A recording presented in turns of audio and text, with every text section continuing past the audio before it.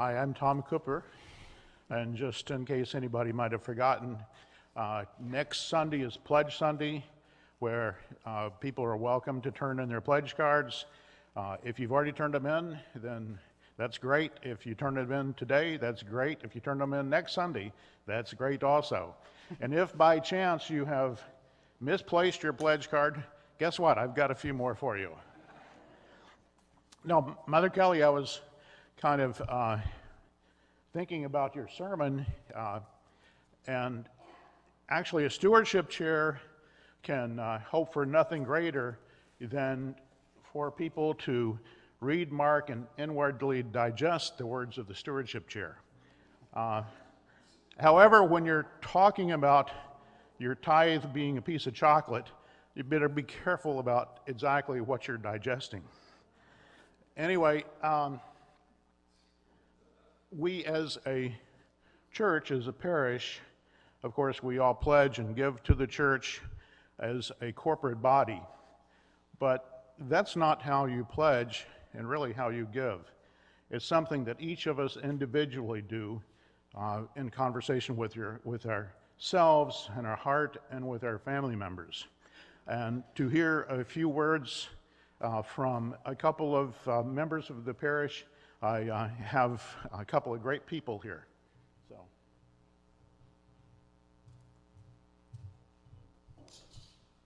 on a second. This is what happens when you turn 50. All right, my name is Brian Chase. I was told to just say a few words about what stewardship means to me.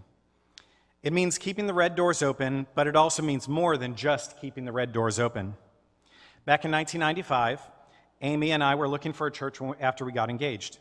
We stumbled upon St. Richard's, a little tiny building that couldn't fit more than 100 people. Some of you may know the building that's less than a mile down here, 79.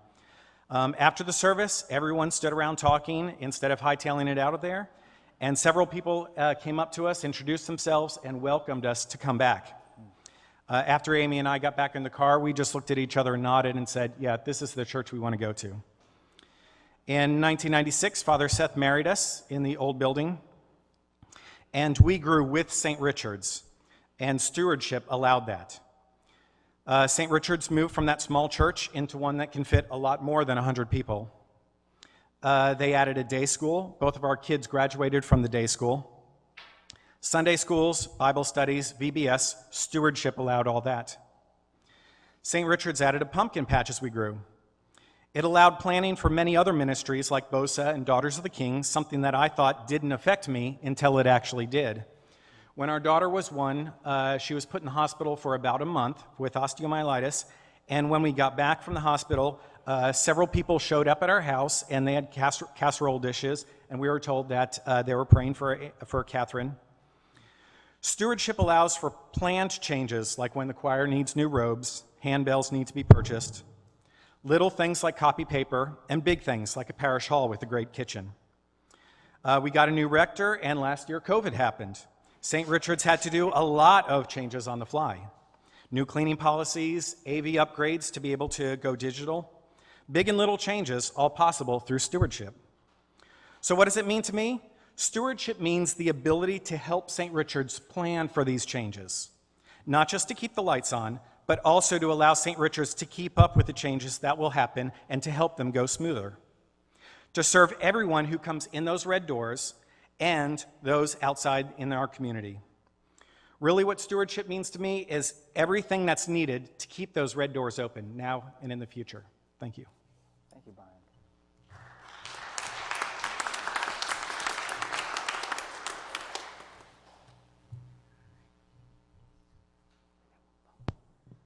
Good morning. My name is Doki Walker. My family and I came to St. Richard's almost 17 years ago. Our 3 children were young, and it was important for us to find a church that was welcoming and growing to raise them in. Well, we found it here. It took one Sunday. We have made lifelong friends, found a communal support when there were hard times and when there were good times. And we also found that we wanted to be part of this beautiful congregation's ministry. Matthew 6, verse 21. Where your treasure is, there will your heart be also. Growing up, a lot of times, stewardship was presented as 3 parts, the magical number 3, time, talent, and treasure. Time, a precious commodity, as the last 2 years have shown us. We, as a society, have so little to spare, but I have found that those times I carved out to serve at the Serving Center for a women's retreat, working in the pumpkin patch, serving on the vestry, or for First Sunday brunch have been so rewarding, and I encourage all of you to take time to discover this for yourselves. Talent. This is another important part of the stewardship triad. So many of us have talents that we would love to share with St. Richard's, whether it is teaching in the atrium, serving at the altar, ushering, choir. During stewardship season, we can all search for where our God-given talents lie and use them to enrich our parish. And now the big one, treasure. This has been the strong and oftentimes the hardest for our family to agree upon. We often pray until the last minute and then agree on an amount. These past 2 years have been a struggle, as it has been for a lot of families, and our family was no exception.